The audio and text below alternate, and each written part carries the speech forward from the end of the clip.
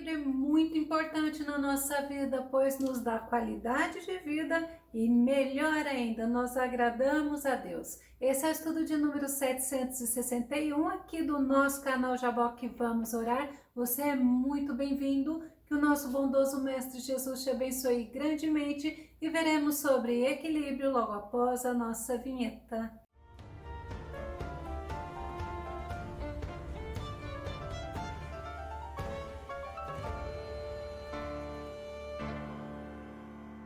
Quando a pessoa está em desequilíbrio, ela age sem sabedoria. Vamos ao nosso tema, mantendo o equilíbrio. O nosso texto base está no livro de Provérbios, capítulo 3, verso 21. Olha que interessante, meu filho, guarde consigo a sensatez e o equilíbrio, nunca os perca de vista. Sensatez é autocontrole, autodomínio, comedimento, é uma descrição, é um equilíbrio, é um juízo, é um bom senso. E o equilíbrio é autocontrole, é autodomínio, é constância, é estabilidade, é firmeza, é balanceado, é uma harmonia. Equilíbrio também é domínio próprio, é um comedimento. E a Bíblia ela nos diz que Deus nos deu espírito de equilíbrio. Segundo Timóteo, capítulo 1, verso 7, diz assim: porquanto Deus não nos concedeu espírito de covardia, mas de poder, de amor e de equilíbrio. Tem outra versão que fala de moderação ou outra de temperança.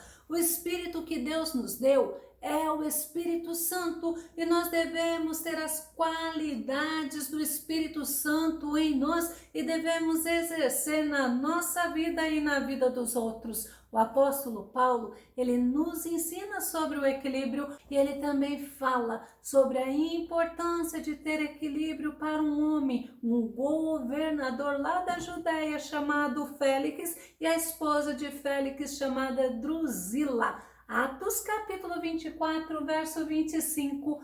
Quando Paulo começou a pregar sobre a justiça, o domínio próprio ou equilíbrio e o juízo vindouro, Félix ficou apavorado e exclamou: basta por agora, podes retirar-te, em outra ocasião mais conveniente te mandarei chamar outra vez. Eu achei muito interessante que Félix era o governador da Judéia, ele pediu para ouvir a Paulo, assim ele poderia mostrar a autoridade dele para Paulo e quem sabe, como a Bíblia fala, até mesmo persuadi-lo a comprar a liberdade. Mas Paulo ele não perdeu a oportunidade, ele falou para Félix de Jesus, ele falou sobre a importância do equilíbrio e ele ainda mostra que devemos ter equilíbrio em todas as áreas da nossa vida. É muito importante termos equilíbrio emocional, equilíbrio físico, equilíbrio mental, espiritual, equilíbrio moral. Em tudo nós devemos ter equilíbrio. Mas a Bíblia ela nos mostra sobre ter o equilíbrio no nosso falar. Provérbios capítulo 10, verso 19 diz: quando se fala demais, é certo que o pecado está presente, mas quem sabe controlar a língua é prudente. A pessoa que tem equilíbrio no falar, ela é prudente. Ainda o salmista Davi no Salmo 31, ele nos fala algo muito importante. Vamos conferir Salmo 31, verso 1, que diz: eu declarei, vigiarei os meus atos e não pecarei em palavras. Atarei uma mordaça em minha boca enquanto os ímpios estiverem próximo a mim. É interessante isso, né? Como o equilíbrio é importante. E Davi, ele mostra que ele vigiaria os atos dele, olha a importância do equilíbrio, e ele não pecaria em palavras. Nós devemos ter equilíbrio,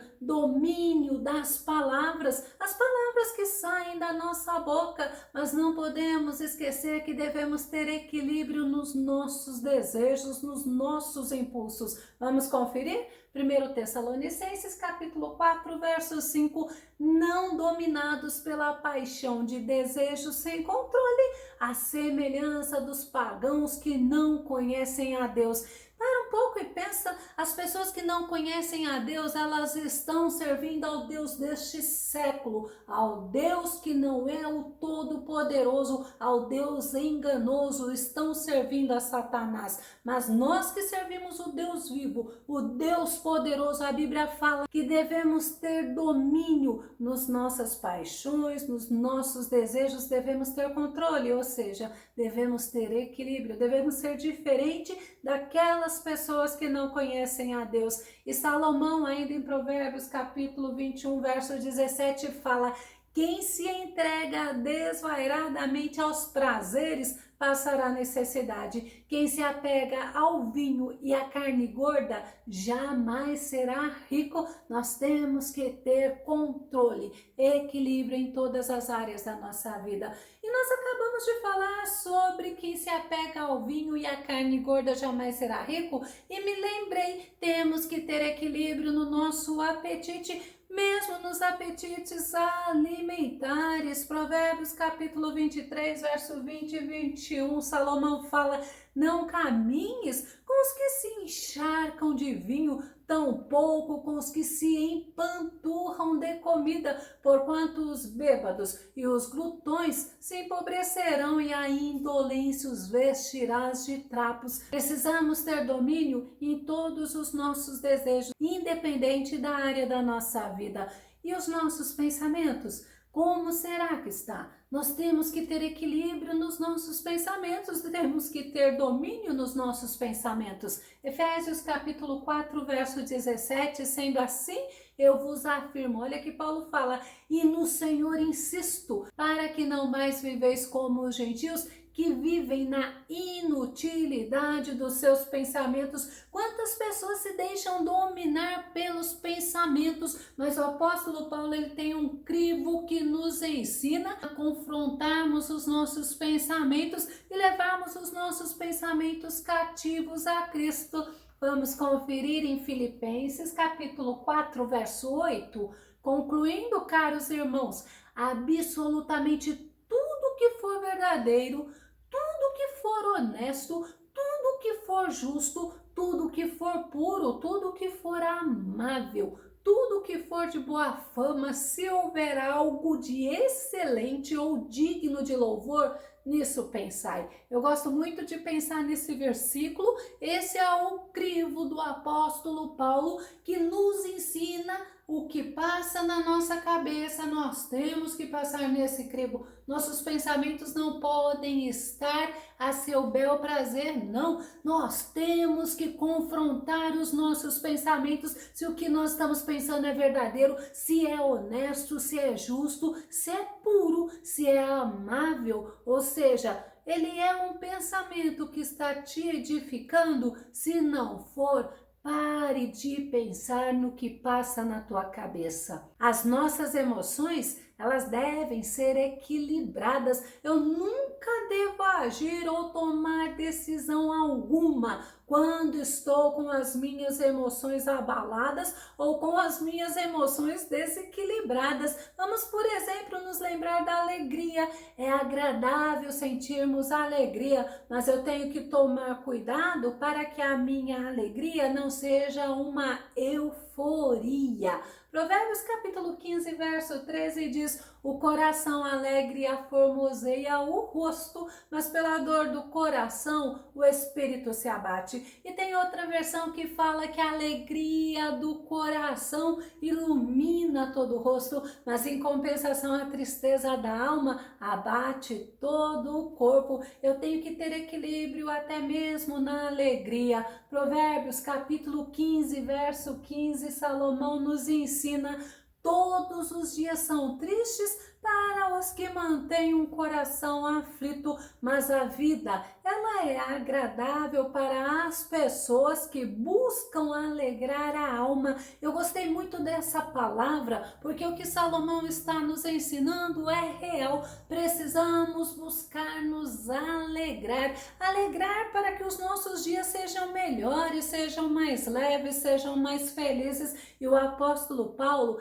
ele nos ensina que devemos devemos nos alegrar sempre. Mas sabe por quê? Porque a fonte da nossa alegria se chama Jesus Cristo. E se você observar, quando fala assim, a vida é agradável para as pessoas que buscam alegrar a alma, mas em compensação, todos os dias são tristes para os que mantêm o coração aflito. Eu não posso manter o meu coração aflito, eu não posso manter o meu coração entristecido, e a tristeza é algo que faz muito mal ao homem. Eu não posso cultivar uma tristeza, alimentar a tristeza, eu preciso combater a tristeza, porque ela faz o coração adoecer. Jeremias capítulo 8, verso 18 fala: eis que a tristeza tomou conta de mim, o meu coração adoece. A tristeza, ela toma conta do ser humano. Por isso que eu preciso buscar a alegria.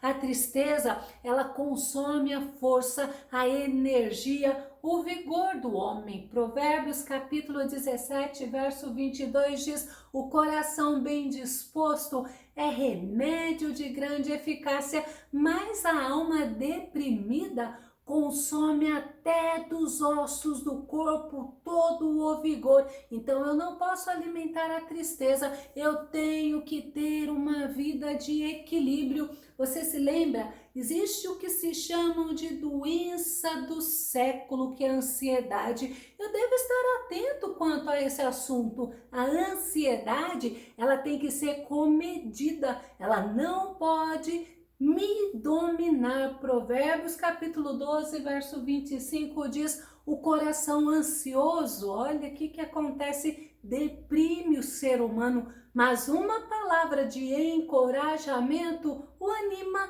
Nós precisamos ter palavras de ânimo, palavras de consolo, palavras de encorajamento para nós e também para poder ajudar o outro. Paulo fala em Filipenses capítulo 4, o verso 6 e o verso 7, não andem ansiosos por coisa alguma, mas em tudo, pela oração e súplicas e com ação de graças, apresentem seus pedidos a Deus, e a paz de Deus, que excede todo entendimento, olha a função, guardará o coração e a mente de vocês em Cristo Jesus. Paulo está nos dando uma advertência: não andem ansiosos por coisa alguma, é por coisa alguma. Eu não posso aceitar, não, eu tenho ansiedade. O que eu tenho que fazer é trabalhar isso, é mostrar ao Senhor que eu preciso da graça dele. Eu não posso me conformar com essa condição,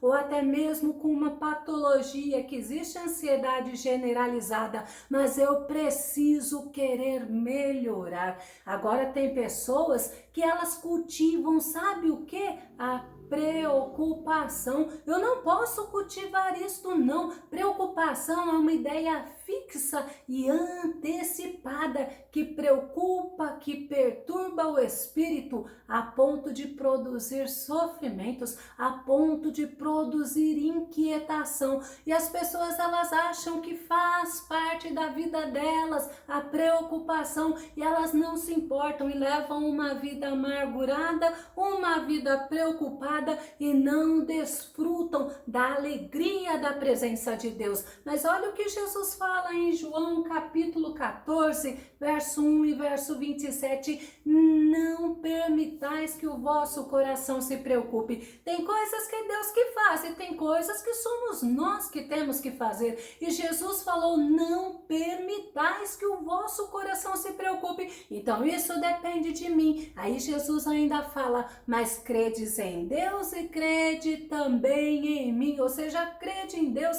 crede em Jesus. E Jesus, ele fala algo no verso 27 maravilhoso: eu deixo-vos a paz, a minha paz vos dou. Eu não vou lá dou como o mundo a dá. Não permitais que o vosso coração se preocupe, nem vos deixeis amedrontar. Lembra que preocupação é uma ideia fixa e antecipada que perturba o espírito, produzindo sofrimento e inquietação? Então eu não posso permitir, eu tenho que reagir, eu não posso aceitar, eu tenho que trabalhar essas partes que são desequilibradas em nós. Quando a gente fala também em angústia, é algo que nos traz desequilíbrio, é algo que não é bom para nós. O salmista Davi, ele se questiona, ele se indaga, mas ele também traz a solução. Vamos conferir Salmo 42, verso 5. Olha a pergunta dele: por que estás assim tão abatida, ó minha alma? Por que te angustias dentro de mim? Olha a solução: deposita toda a tua esperança em Deus, pois ainda o louvarei por seu livramento. Ele é o meu Salvador. É importante eu entender que eu posso passar por momentos de muita angústia, de muita dificuldade, mas eu não posso manter a minha alma aprisionada desse jeito. Eu tenho que confrontar, eu tenho que colocar a minha preocupação, a angústia, tudo aquilo que está me inquietando na presença do Todo-Poderoso. A minha esperança tem que estar em Deus. É Deus que faz em nós tanto o querer como o efetuar. E a palavra dele é certa, assim como Davi fala: deposita toda a tua esperança em Deus, porque Deus é o Salvador, porque ele é que nos dá a solução. Ainda no Salmo 43, verso 5, Davi fala a mesma pergunta: por que estás abatido, a minha alma? Por que te afliges sobremaneira dentro de mim? Olha o ponto que estava a angústia de Davi: por que te afliges sobremaneira dentro de mim? E ele fala para a alma dele: deposita toda a tua confiança em Deus, pois ainda o louvarei. Ele é a minha salvação e o meu Deus. Nosso Deus é verdadeiro, nosso Deus é vivo, nosso Deus ouve as nossas orações, nosso Deus, ele tem a solução, e o nosso Deus fala para nós: coloque nele a tua angústia, coloque nele a tua preocupação, deposita nele a tua ansiedade, confia nele, porque ele te socorre, porque ele te faz bem. E Davi, ele mostra que mesmo quando a alma dele não queria ser consolada, ele insistia orando, ele não aceitava ser dominado pela angústia, não. Salmo 77, verso 2, no dia da minha angústia,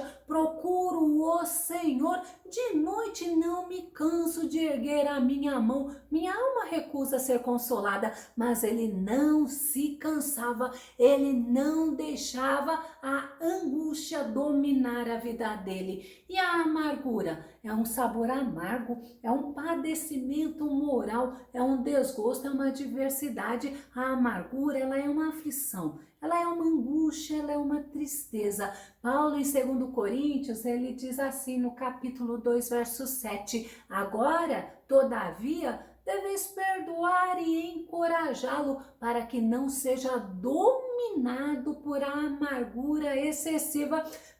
Para pensar nesse versículo: se eu não quero ser dominado por amargura excessiva, então tem o remédio que a Bíblia nos ensina: é perdoar e encorajar. Eu lembro de Deus falando para Josué várias vezes: não tenho eu te mandado, esforça-te, tem bom ânimo? É Deus falando: tenha equilíbrio, não deixe o medo te dominar, não deixe a amargura te dominar, não deixe nada desequilibrado dentro de você. Você é o templo do Espírito Santo. É interessante que tem muitas pessoas que elas carregam a amargura, e elas não percebem que elas são amargas, pois sabe o que aconteceu? A amargura passou a fazer parte do dia a dia dessa pessoa, da vida desta pessoa, e muitas vezes porque ela não perdoou o outro. Hebreus capítulo 12, verso 14 nos traz uma advertência: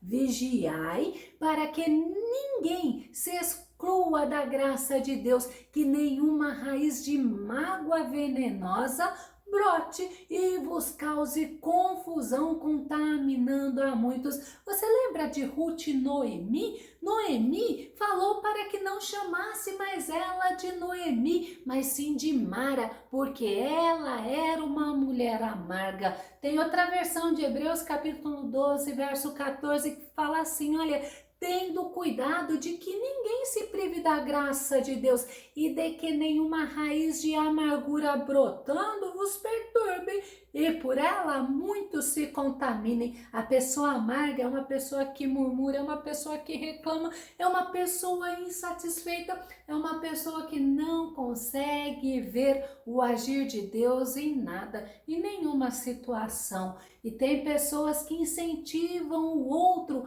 a ter, sabe o quê? Inveja. E muitas pessoas que incentivam a outra a ter inveja, elas acham que a inveja vai fazer ela sair do comodismo, vai fazer ela batalhar para ter aquilo que ela não tem. Mas a Bíblia não nos ensina assim, não. A Bíblia nos ensina que eu tenho que combater a inveja dentro de mim, porque a inveja também faz adoecer o corpo, faz adoecer a alma. Provérbios capítulo 14, verso 30, olha que Salomão fala, a paz de espírito é saúde para o corpo, mas a inveja, sabe o que ela faz? Olha o versículo, corrói como o câncer. Então eu não posso deixar de acreditar na Bíblia que fala que a inveja ela corrói como o câncer e acreditar no que o homem fala que a inveja é boa, que a inveja me faz sair do comodismo. Eu preciso dar credibilidade à palavra de Deus. Eu preciso ter a vida equilibrada. Tem muitas pessoas que são dominadas pela ira e eu não posso deixar a ira me dominar, não. No Salmo 37, verso 8, Davi fala assim, ó, deixa a ira e abandona o furor. Não te impacientes, não te inflames, pois assim causarás mal a ti mesmo. Você causa mal a você e causa mal às pessoas que convivem com você. Tem uma outra versão que diz assim, ó, deixa a ira e abandona o furor, não te impacientes, não te inflames, pois assim causarás mal a ti mesmo. É importante eu entender que eu tenho que ter equilíbrio em tudo e a ira não pode me dominar, não. Paulo fala em Efésios capítulo 4, no verso 26 e verso 27, quando vocês ficarem irados, não pequem. Apaziguem a sua ira antes que o sol se ponha e não deem lugar ao diabo. Tem pessoas que passam o dia irado, chega à noite, elas mantêm, elas ficam ruminando a ira, a mágoa, a angústia. Mas o que Paulo nos ensina? Apazigue a sua ira antes que o sol se ponha. É muito importante você ter a vida equilibrada. Para isso, é importante você aprender a manter a calma. Provérbios capítulo 14, verso 29, Salomão fala, a pessoa que se mantém calma dá prova de grande sabedoria, mas o precipitado revela publicamente sua falta de juízo. É necessário sempre, antes de tomarmos qualquer decisão, estarmos em equilíbrio, orarmos ao Senhor, buscar a vontade do Senhor, porque ela é boa, agradável e perfeita. E na hora que vem a ira, nós devemos falar, Senhor, nos ajuda, Senhor, nos sustente, Senhor, não me deixe pecar. É importante eu manter a calma quando eu sou desafiado e pode ter certeza, o inimigo das nossas almas nos desafia através de pessoas o tempo todo. Mas para eu responder a essas pessoas que são usadas pelo inimigo, eu preciso estar serena, eu preciso estar calma. Provérbios 15, 1, Salomão fala, a resposta calma desvia a fúria, mas a palavra ríspida desperta a ira. Não podemos nós sermos causadores de ira nas pessoas. É importante também, sabe o que? Controlar o gênio. Provérbios capítulo 19, verso 11 diz assim, Sábio é o homem que consegue controlar seu gênio e a sua grandeza estar em ser generoso e perdoador com quem o ofende. As pessoas não querem perdoar as outras. As pessoas, elas não querem ser generosas. Elas pagam o mal com o mal. Mas nós que servimos ao Senhor, precisamos estar sempre atentos como nós temos reagido aos desafios, como nós temos reagido às coisas que vêm para nos tirar o equilíbrio, para nos tirar a calma, para nos tirar a paz. Não importa a idade que a pessoa tem, não importa a posição que ela ocupa. Todos, a Bíblia fala que devem ser equilibrados. Nós devemos ser encorajados para encorajar os outros. Nós devemos ensinar os outros que precisamos agir sempre com equilíbrio. Tito, no capítulo 2, verso 2, fala assim: encoraja os mais velhos para que sejam equilibrados, respeitáveis, sensatos, sadios na fé, no amor e na perseverança. As pessoas, elas gostam de se justificar e uns usam a idade devida às muitas provações, as muitas experiências que elas têm e se justificam que podem agir desta maneira em desequilíbrio, mas a Bíblia fala ao contrário. Outros já falam que é por falta de maturidade, de amadurecimento, de crescimento, mas a Bíblia fala que devemos ser equilibrados. 1 Timóteo capítulo 3, verso 2, Paulo fala assim: é fundamental, pois que o bispo seja irrepreensível, marido de uma só esposa, equilibrado, tenha domínio próprio, seja respeitável, hospitaleiro, capacitado para ensinar. Nós vemos que não adianta, não existe justificativa para a falta de equilíbrio. O que existe é a necessidade de eu entender que eu preciso buscar o equilíbrio o tempo todo. E Deus quer que tenhamos saúde. Deus quer que, assim como João falou para Gaio, que o nosso desejo é para que nós e para que os outros sejam pessoas que tenham saúde, que tenham qualidade de vida, que tenham sucesso e que tenham prosperidade. 3 João capítulo 1, verso 2, para nós concluirmos, que diz: amado, oro na expectativa de que tenhas boa saúde. Quando a pessoa está em desequilíbrio, a saúde dela não está bem. Que sejais bem-sucedido em tudo que empreenderes. Ninguém é bem-sucedido quando está em desequilíbrio, inclusive o desequilíbrio financeiro. E ainda João fala: assim como é próspera a tua alma, nós somos prósperos quando nós estamos enraizados no Senhor. Para termos uma vida equilibrada é necessário eu estar enraizada no Senhor, é necessário estar alicerçada no Senhor, é necessário eu meditar na palavra, eu estar em comunhão, em intimidade com o Senhor, e eu devo aplicar no dia a dia os ensinamentos do Senhor. Eu não devo me acomodar às coisas daqui desta vida, mas eu devo entender que a minha vida é para a glória do Senhor. Eu não posso viver para mim mesmo, assim como você não deve viver para si mesmo. É necessário, para que você tenha equilíbrio, que você seja guiado, dirigido pelo Espírito Santo de Deus. Se você gostou desse vídeo, se ele foi edificante, faça seus comentários, compartilhe nas redes sociais, dá seu like e ainda, se não está inscrito aqui no nosso canal, se inscreva. Que o nosso bondoso Mestre Jesus te abençoe. Até o nosso próximo estudo aqui no nosso canal Jaboque. Vamos orar. Fica com Deus e Deus te abençoe.